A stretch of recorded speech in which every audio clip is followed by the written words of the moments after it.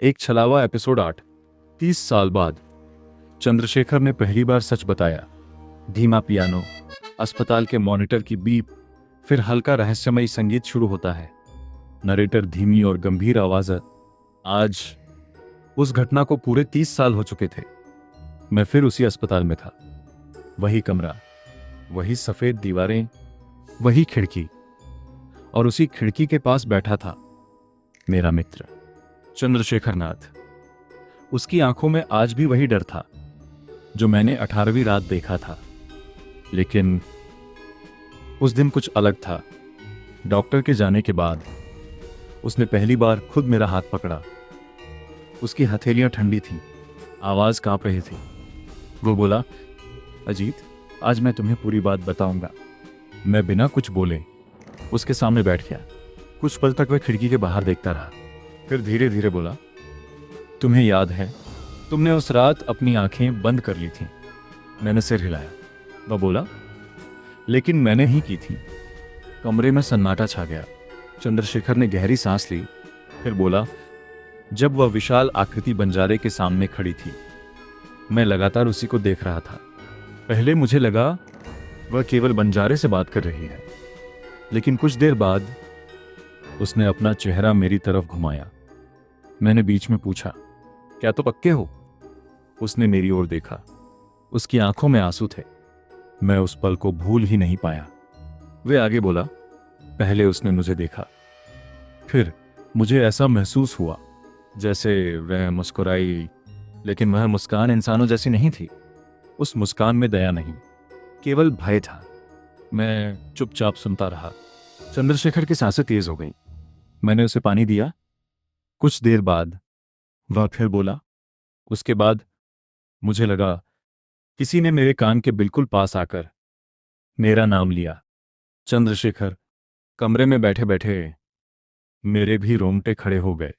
मैंने पूछा, क्या तुमने पीछे देखा था? उसने धीरे से सिर हिलाया। नहीं, मुझ में हिम्मत ही नहीं बची थी।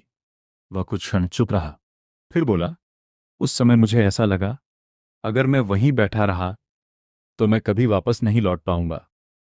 मेरे मन ने मुझे केवल एक ही बात कही, भागो, अभी भागो। और मैं भाग गया।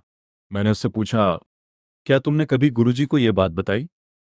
वह बोला, नहीं, मुझे शर्म आती थी। मुझे लगता था मैंने अपने गुरु का विश्वास तोड़ दिया। उसकी आंखों से आंसू बहने लगे। वह बोला, तुमने साधना पूरी कर ली, मैं नहीं कर पाया, और शायद मैं उसी दिन हार गया था। मैंने उसका हाथ अपने हाथ में लिया और धीरे से कहा, तुम उस रात किसी शक्ति से नहीं, अपने डर से हार गए थे। वह मेरी तरफ देखने लगा। पहली बार उसकी आंखों में डर के साथ साथ पछतावा भी दिखाई दे रहा था। उसने धीरे से कहा, अगर उस रात मैं 5 मिनट और बैठ जाता तो शायद मेरी जिंदगी कुछ और होती। मैंने कोई उत्तर नहीं दिया, क्योंकि उस प्रश्न का उत्तर मेरे पास भी नहीं था। लेकिन गुरुजी की एक बात आज फिर याद आ गई।